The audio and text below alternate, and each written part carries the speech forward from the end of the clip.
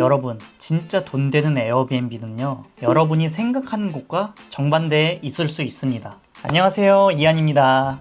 오늘 영상은 지금 에어비앤비 시작하시려는 분들에게 정말 중요한 영상이 될 거예요. 솔직히 말씀드릴게요. 요즘 어디가 대세인지 어디가 먹히는지 감으로는 도저히 못 찾겠죠. 왜냐하면 이제는 에어비앤비도 위치빨이 아니라 전략빨이거든요. 제가 지금까지 에어비앤비와 관련된 데이터, 리포트, 실전 케이스를 진짜 수십 개는 넘게 봤는데요. 대부분 숙소가 많다고 잘 된다고 생각하시더라고요. 하지만 그건 절반만 맞는 말입니다. 많다는 건 수요가 있다는 증거이기도 하지만 경쟁도 심하다는 뜻이니까요. 실제로 입지가 좋은 곳은 아니지만 예약이 잘 되는 곳도 있고, 반면에 서울 홍대 입구와 같이 흔히 말하는 1급지지만 예약이 안 들어오는 곳들도 분명 존재해요. 위치도 중요하지만 결국 어떻게 운영하느냐가 더 중요하다는 거죠. 그래서 오늘은 돈 버는 에어비앤비 입지, 실제로 수익 나는 위치를 찾는 3가지 핵심 기준을 알려드릴게요. 무작정 서울, 제주, 부산 그런 이야기가 아니에요. 데이터를 기반으로 실전 경험까지 더해서 정리했습니다. 특히 오늘 말씀드린 3번째 방법이 정말 중요한데 이거 모르고 시작하시면 99% 실패하더라고요. 그럼 바로 시작할게요.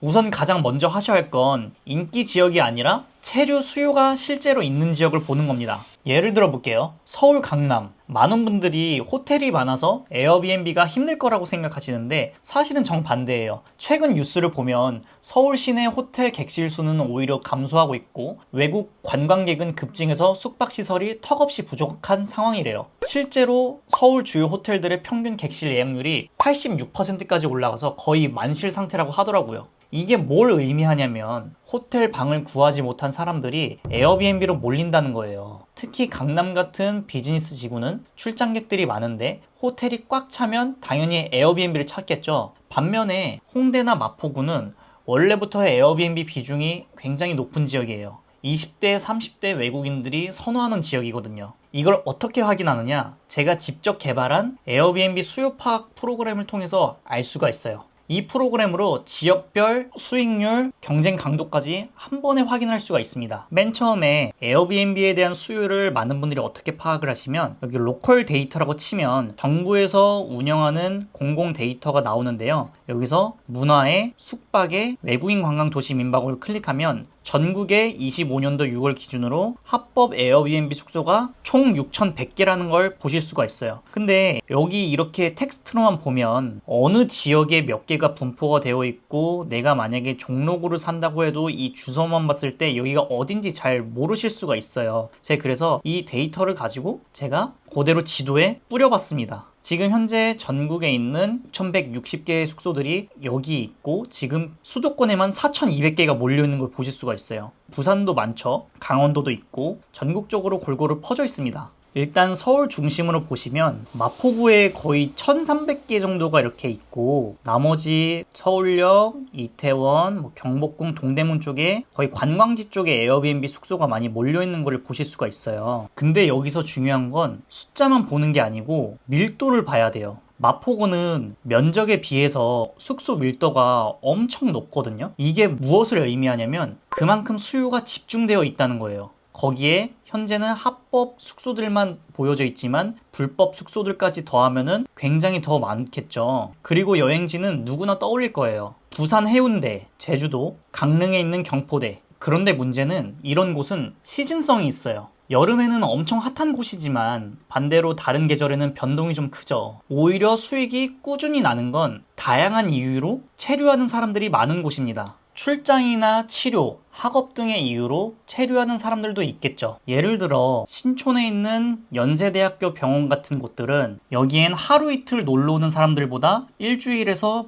보름 정도 머무는 사람들이 많습니다. 이런 대형 병원 근처는 정말 좋아요. 지방에서 올라와서 치료받는 분들, 보호자분들이 장기간 머물거든요. 체류 기간이 길고 객단가도 높아요. 실제로 제가 아는 분 중에 신촌 세브란스 근처에서 하시는 분이 계신데 평균 체류 기간이 일주일 정도예요. 그러니까 청소 비용도 적게 들고 체크인, 체크아웃 횟수도 적어서 관리가 훨씬 편하죠. 이런 지역을 노리면 하루 1, 2만 원 비싸도 편하게 머무는 곳으로 선택받을 수가 있습니다. 왜냐면 이분들은 가격보다 편의성을 더 중요하게 생각하거든요. 그리고 이런 분들은 리뷰도 잘 써주세요. 감사한 마음이 있으니까. 그리고 평점 관리도 훨씬 쉬워요. 그렇다면 여기는 얼마나 벌 수 있을지 한번 확인해 볼까요? 이게 에어비앤비 예상 수익 사이트인데 지금 신촌역 부근에 한 달을 기준으로 했을 때 총 448만 원 정도를 벌 수가 있는 거예요.